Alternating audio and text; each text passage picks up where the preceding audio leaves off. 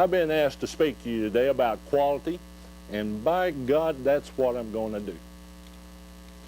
Quality is very simply conforming to the requirements, conforming to the customer's requirements, and it doesn't make a damn if your customers are vendors, shippers, shell people, privates, generals, or yourself. If you conform to the requirements of the customer, then you have performed quality work. Well, why in the hell would we want to do that? We want to maintain a competitive edge in our industry and to remove the hassle from our jobs and provide us all with a more productive work life. To be the survivors in a never-ending war of competition for which the victor's prize is the expansion and continuation of our business, a war in which the losers are going to be squeezed out.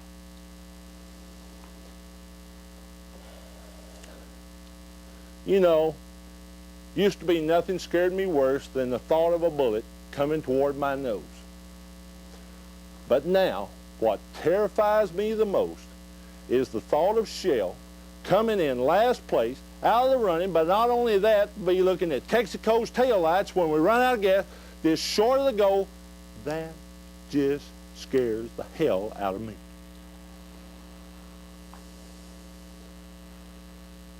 Now, some of you are thinking, no, not us, some other company.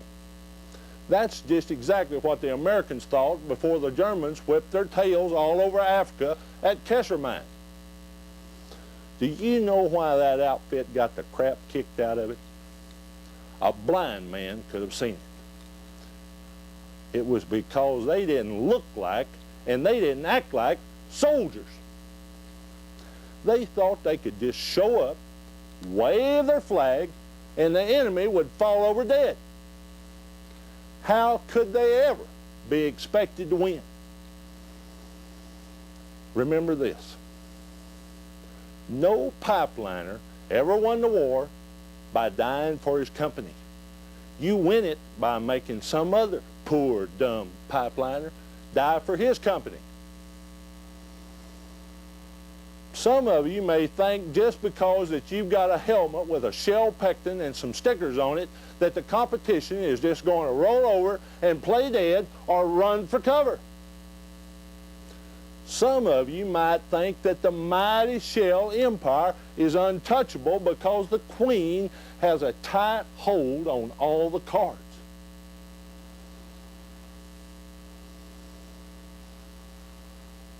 What if someday she throws in her hand because she doesn't like what she sees?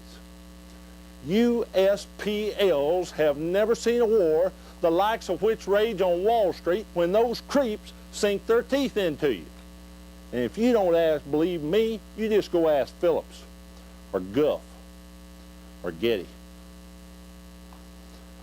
Fixed fortifications like inflexible companies are nothing more than monuments to the stupidity of man. If oceans and mountains can be overcome, anything built by man can be undone. So, just what the hell am I talking about? T-Boone Pickens is nothing but a choir boy with a runny nose compared to the Japanese and what they could do to our outfit. Now there's a quality group. By God, I wished our troops could look that good. If we are to survive this war, then we must prepare ourselves for battle with the weapons provided us by the quality process, or else the next five-star general in this company's army will be Hirohito Kawasaki and our logo will be a rising Patton.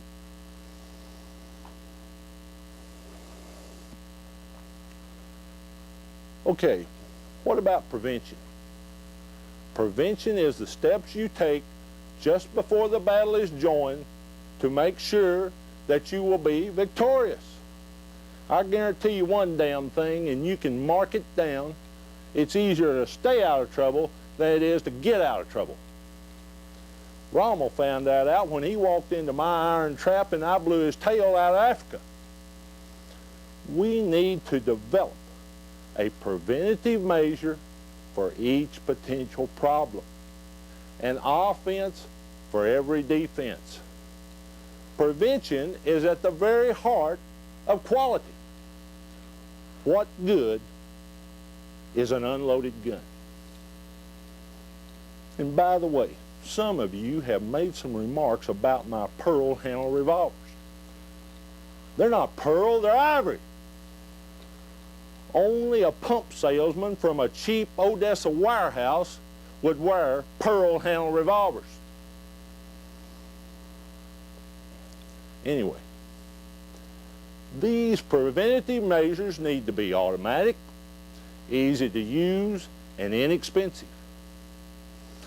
By God, I wish we could get those engineers to do it that way sometimes, though.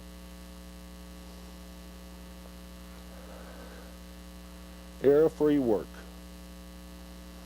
Well, to tell you the truth, only God Almighty ever did error-free work.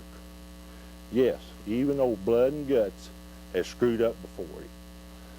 But the point is, if you aim at nothing, then that's exactly what you're going to hit. Set your standards higher than your present capabilities and stretch out and meet them. By God, I'd rather have troops that tried with all their might and failed than to have troops that even failed to try. I wouldn't give you a hoot in hell for a man who refuses to pull his weight and mock those who were giving it all they had. That's why the survivors in this army will be victorious, because the very thought of being second-rate is hateful. When we go into battle, let's do it right the first time. I don't intend to pay for the same real estate twice.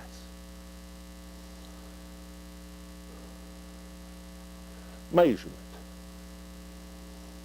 How in the hell will you ever know if you're on the right road to a place that you've never been if you never looked at your map? What if this army isn't meeting the requirements and needs to take corrective action to bring it into conformance? Well, if the whole army can just eat, sleep, shoot, work, and take orders, then we are in one hell of a mess. We need leaders. We must have people who can determine which items need to be measured, and based on these measurements, whether or not the requirements are being met. God help the SPL that tells me that the pump that we've been overhauling day and night for the last 4 days is the wrong one. We need people who will consistently keep us on the right track to our destination by measuring our progress, analyzing and eliminating the root causes of nonconformity, making positive recommendations for accelerating us toward our goals, sign their names to it, and then take ownership of it. Shell's best quality soldiers fight to win. They love to fight and the sting of battle. They thrive on challenge and the spoils of the conquest. Leaders. What we need is the best quality soldiers this company has to assume roles of leadership. Colonel Mort Parsons has assumed such a position. Well, sometimes I think he's the only SPL in this whole outfit who halfway knows what's going on. But he better get his bunch ready for action, because we've got some good troops in our outfit, quality troops. Now, all this stuff that you've heard about Shell not wanting to fight, wanting to stay out of the competitive arena, is a bunch of horse dung. This is an army, and an army is a team. It eats, sleeps, works, thinks, and fights as a team. This individuality stuff is a bunch of bull. A few soldiers think quality is a bunch of BS. Others are hiding in their bell holes while their comrades are struggling on the front line. I remember one time in Sicily when my entire division got stopped en route to Messina. No, it wasn't the Germans. It was a pair of jackasses standing in the road blocking our path. The Germans were killing us, and my whole division was brought to its knees, stuck like bugs on flypaper, because two jackasses wouldn't fall in line or get the hell out of the way.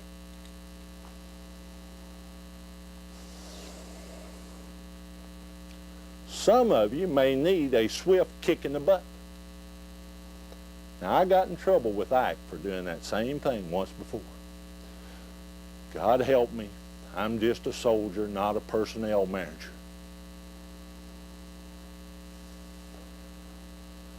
I won't have SPLs who won't fight and who hide while the battle rages, stinking up this place of honor.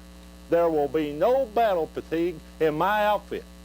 I'm not going to subsidize cowardice and laziness. It's bad enough that I have to wet nurse all these other outfits.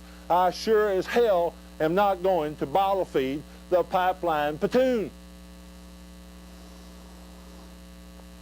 I've been in this man's army for over 30 years. And when I get an order, I do my damnedest to carry it out. I'm my favorite general.